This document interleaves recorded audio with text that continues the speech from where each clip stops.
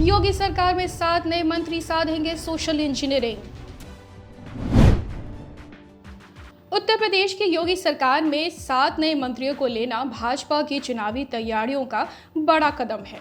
साथ में एक कैबिनेट मंत्री और बाकी 6 राज्य मंत्री बनाए गए हैं।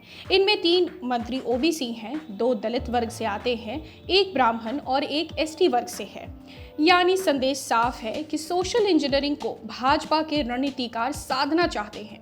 दरअसल बसपा और सपा के साथ कांग्रेस ने अपने चुनावी अभियान में जातीय समीकरण पर फोकस किया हुआ है, इसलिए भाजपा ने भी इसको नए सिरे से हाथ में ले लिया है।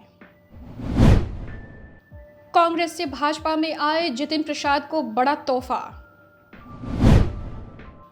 कुछ दिनों पहले ही कांग्रेस छोड़कर भाजपा में आए जितिन प्रसाद को कैबिनेट मंत्री बनाकर उन्हें बड़ा तोहफा दिया गया है। वे ब्राह्मण वर्ग से आते हैं। उत्तर प्रदेश में 11% ब्राह्मण वोटर को यह सीधा संदेश है कि उनकी महत्ता कम नहीं होने दी जाएगी।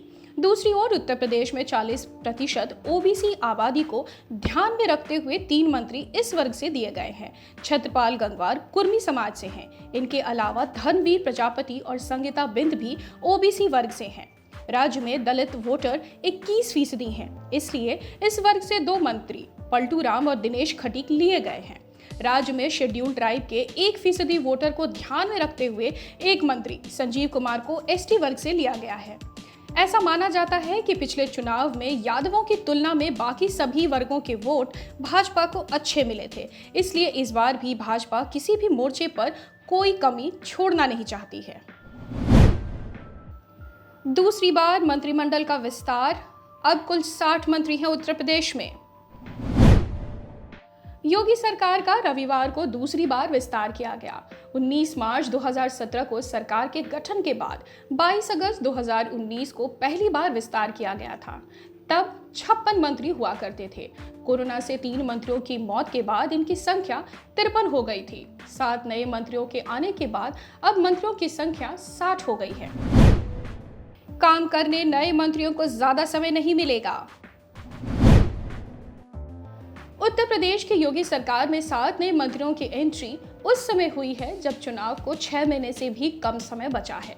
ऐसे संकेत हैं कि जनवरी के दूसरे या तीसरे सप्ताह में चुनाव की आचार संहिता लग जाएगी। तब इन मंत्रियों के पास काम करने के लिए 3 महीने का समय ही बचेगा। ऐसे में बड़ा सवाल तो यह है कि नए मंत्रियों को जब काम करने का पर्याप्त समय नहीं मिल पाएगा तो फिर इनको मंत्री क्यों बनाया गया है। जाहिर है यह भाजपा की चुनावी रणनीति है। चुनाव में हर मंत्री की अलग अलग भूमिका होगी। सबसे महत्वपूर्ण है कि जातिगत समीकरण को भाजपा के पक्ष में करने के लिए ये काम करेंगे। यह तय है कि नए मंत्री सरकारी काम कम करेंगे और चुनावी दौरे अधिक करेंगे।